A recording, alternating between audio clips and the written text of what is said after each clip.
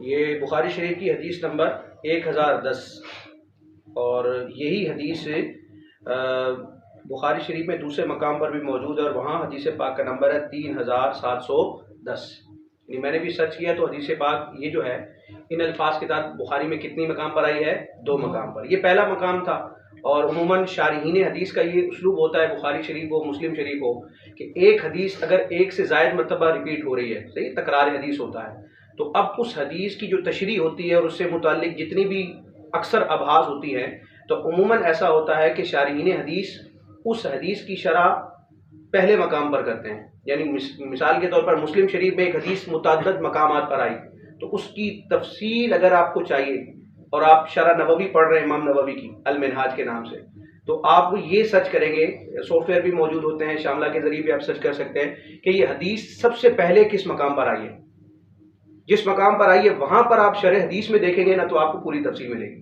لیکن اسی مسلم شریف میں وہی حدیث دوبارہ جب آئے گی تو عین ممکن ہے کہ وہاں پر تفصیل اتنی نہ ہو، چند الفاظ میں اس کی شرح کر کے شارح آگے نکل جائیں، آپ کہیں گے اس کی شرح نہیں ملی. تو یہ ایک انداز ہوتا ہے کہ حدیث کی کتابوں کی جو شروحات ہوتی ہیں ان میں کسی بھی حدیث کی شرح پڑھنی ہے تو آپ کوشش کریں کہ اس کتاب میں اگر وہ حدیث ایک سے زائد مقامات پر آئی ہے تو آپ یہ جستجو کریں یا یہ سرچ کریں کہ یہ سب سے پہلے کس مقام پر آئی ہے. پہلے مقام کو دیکھیں گے تو کیا ہوگا، آپ کو پوری شرح و بس کے ساتھ اس کی تفصیل مل جائے گی. جیسے کہ یہی حدیث پاک ہے 2 مقامات پر آئی ہے.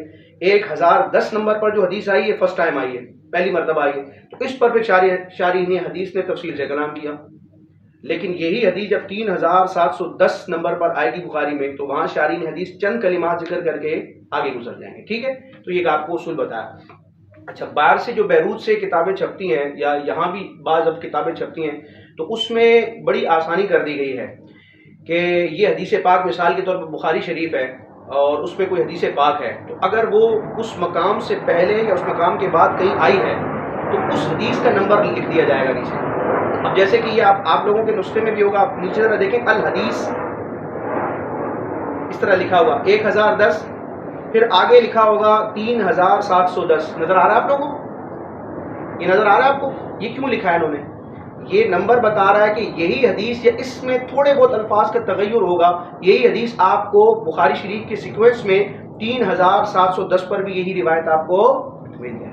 تو یہ بھی ایک شارٹ کٹ ہوتا ہے. شروعات حدیث میں عموماً یہ اہتمام محققین کی طرف سے کیا جاتا ہے کہ نیچے نمبر لکھ دیتے ہیں، اس نمبر سے آپ پتہ چلا لیں گے. اب یہ چونکہ بخاری شریف میں دوسرے مقام پر تھی، صرف 2 مقام پر تھی، تو ایک ہی نمبر لکھا گیا. اگر ایک حدیث 5 مقامات پر ہے تو پھر محققین کیا کرتے ہیں، اس حدیث کے تحت وہ 5 حدیثوں کے کیا کرتے ہیں، نمبر لکھتے ہیں کہ یہی حدیث فلاں فلاں نمبرنگ میں بھی آپ کو بخاری شریف میں مل جائے گی. یہ ایک اضافی بات تھی لیکن آپ کو بتا دی تاکہ آئندہ آپ کے لیے کیا ہو، آسانی.